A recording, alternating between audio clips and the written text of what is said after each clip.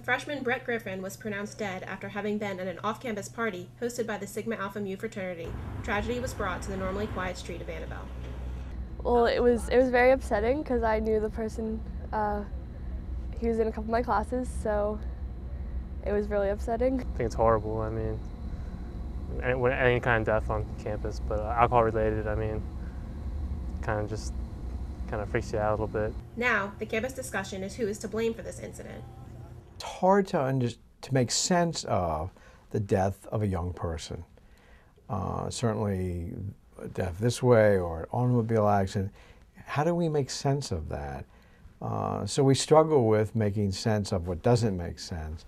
Sometimes what helps us is to blame someone, say, well, if it weren't for X or Y, this wouldn't have happened. And somehow we then feel like it's kind of an illusion that there was some element of control. Sammy, as the frat is often called, is the fifth most searched topic on juicycampus.org, a college gossip site that allows anyone to anonymously post comments. Many incriminating remarks have been made about the fraternity and others involved with Greek life. I don't think it has much meaning. It's like, people can say anything they want. There's no signatures to it.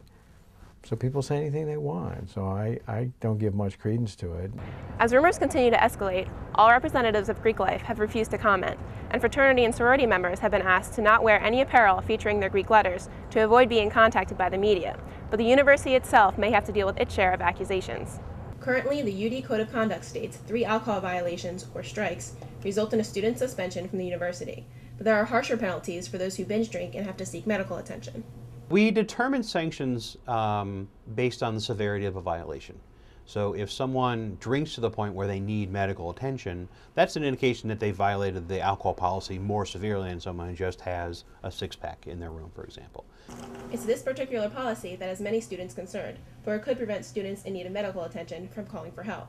I think it might, because nobody wants to get strikes. That's the worst. That's like, because your parents find out about it and everything. So I think that the strikes definitely make it harder for people to do the right thing.